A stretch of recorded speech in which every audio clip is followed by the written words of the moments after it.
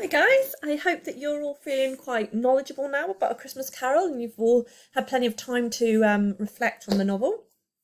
Because today we're going to try and take some knowledge and apply it to an exam task, which is the same as for Macbeth basically. So it'll be the same structure, so I can show you how we can use the same essay structure to practice every single literature essay you write.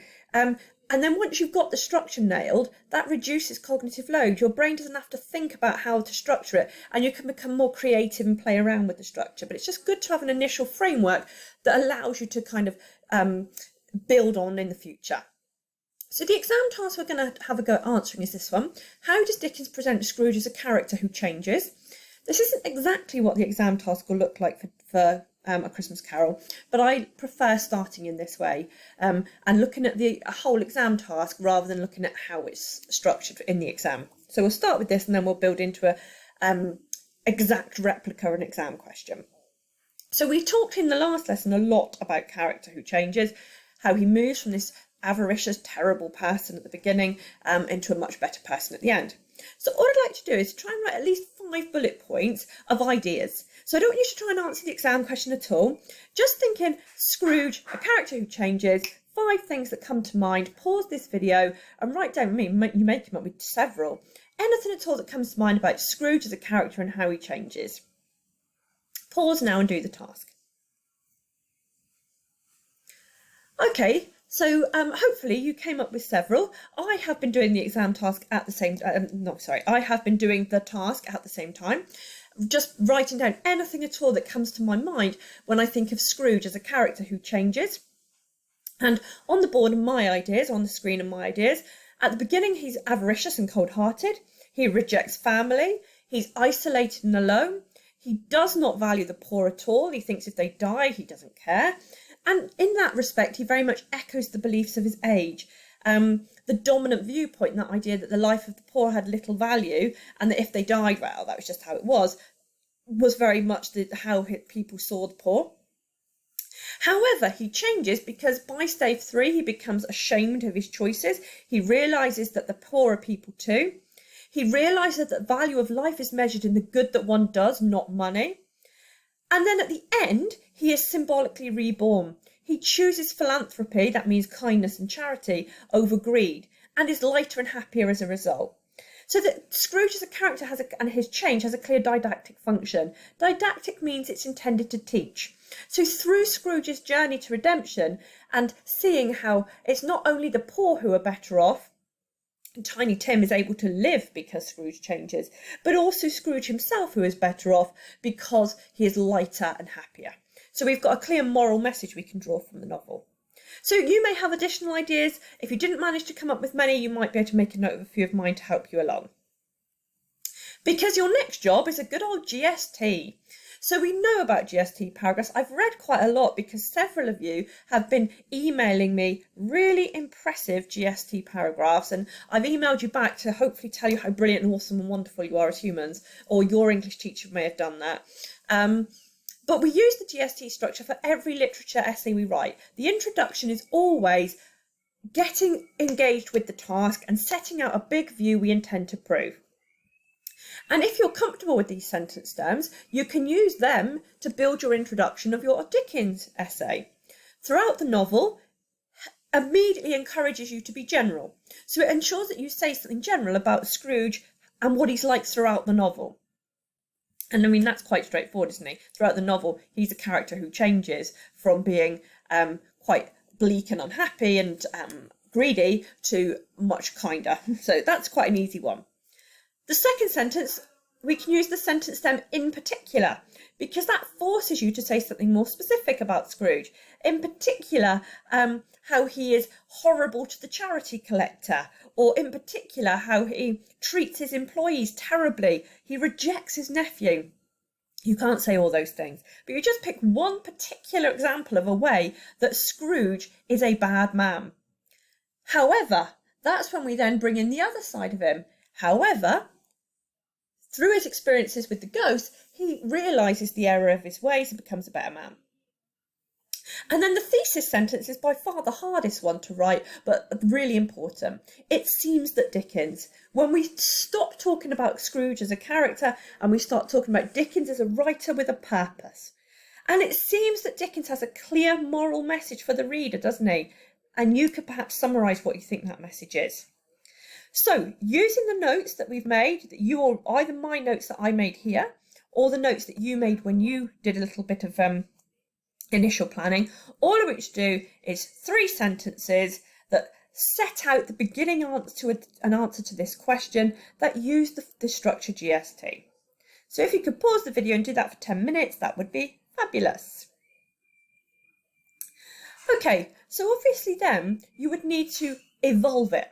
So you all should by now have a 3-sentence GST intro, which gives an overview of the character and Dickens's intentions. I suggest that you structure an essay using the structure at the beginning, in the middle, at the end. I have a logical brain, I like chronology, so I think writing a paragraph, particularly this question, which is about a character who changes, if we write an analytical paragraph about what he's like at the beginning, then one about what he's like in the middle, and then one about the end, we've got a really nice coherent essay evolving. So, to write our actual paragraphs, we have to have textual evidence. We have to take actual words from the text that we want to write about. So I've selected from the beginning this simile as hard and sharp as flint. And I'm just going to model how to write an analytical paragraph so that you can then practice replicating that in a minute. So at the beginning, and then I'm going to use the author's surname, so Dickens presents Scrooge. And I'm kind of just going to reiterate what I may have said a bit in my introduction here, as an avaricious and cold-hearted character. Describing him as him. I need my quote marks there, don't I? Describing him as. Actually, I'll change that. I'll say describing him as being, because it works better, as being as hard and sharp as flint. Notice how I have integrated the line into my sentence. I hate it when people say a quote to prove this is. Irrationally hate it, but it just sounds clunky. If we can integrate lines from the text into our sentences using quotation marks to demarcate where the quotation starts, I feel like the essay just feels nicer to read. So, at the beginning, Dickens presents Scrooge as an avaricious and cold-hearted character, describing him as being as hard and sharp as flint. And then we just use the same process we used when we built our Macbeth paragraphs. We can begin at whole quote level. So we've got a whole simile, so we can say something about the whole simile and what we can infer. So we'll call it a simile to show we've got some technical knowledge. So this simile leads the reader to infer. Now remember, infer just means what we can work out for ourselves. And fairly obviously we can work out, can't we, that he is an unkind individual who causes suffering for others. To infer that he is an unkind individual who causes suffering for others. Lovely. But it's not going to get us very many marks. An inference is great as a starting point, but we need to build on it. And by doing that is where we zoom in on specific words, so we can say more about key words. So that's when we again can use this term in particular. Anytime we want to zoom, in particular allows us to do that.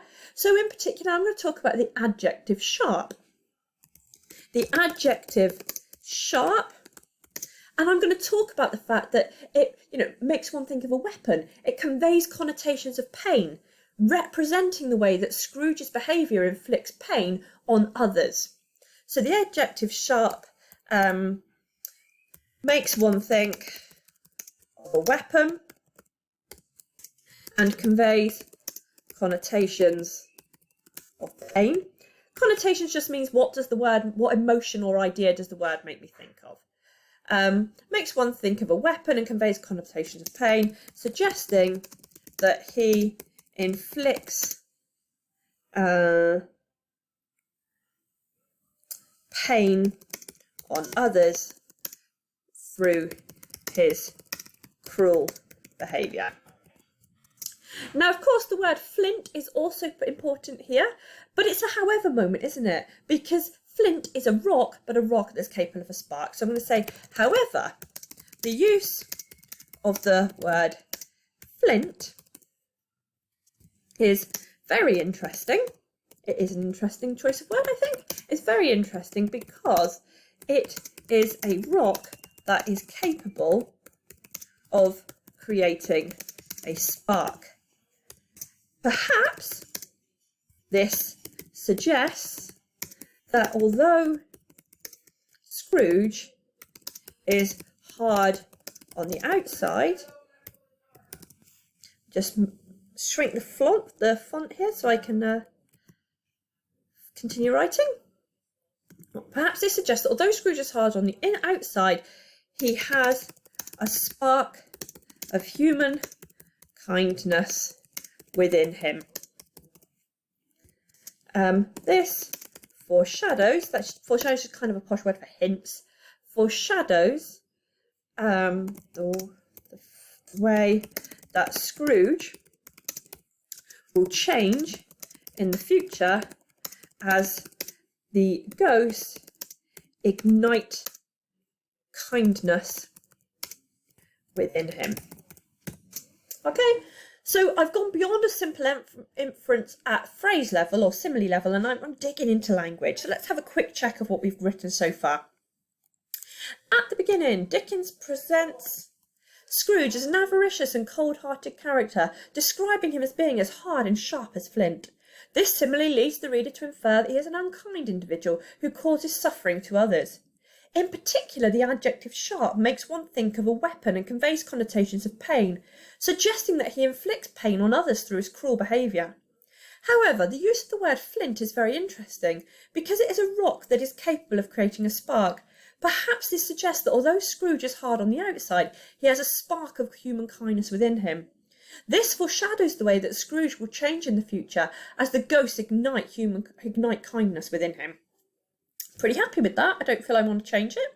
I just want my thesis sentence now. I want to finish with a big sentence where I say something thematic. I try and go big, not writing about a Scrooge, but what he represents. So again, I'll start with, it seems that Dickens has presented Scrooge this way in order to establish greed as a source of human suffering, whilst also offering a message of hope that society can change and society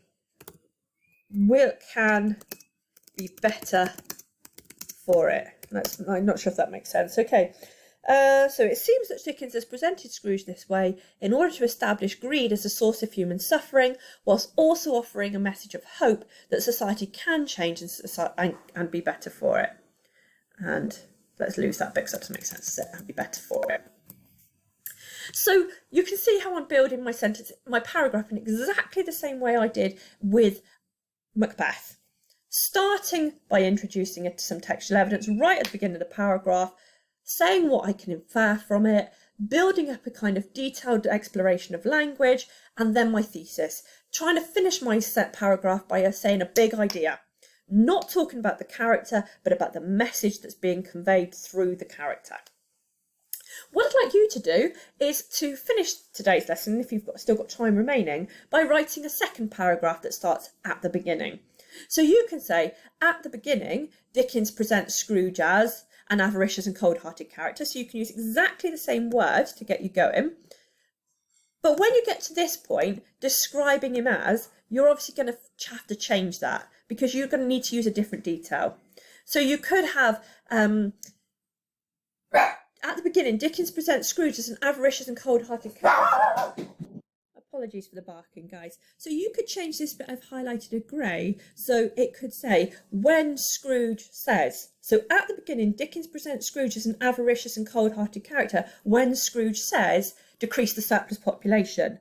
This leads the reader to infer that, in particular word. So just have a go at choosing a different line from stave 1, not as hard and sharp as flint, because that'd be a waste of time, and doing your own paragraph in the style of mine, please. Thank you.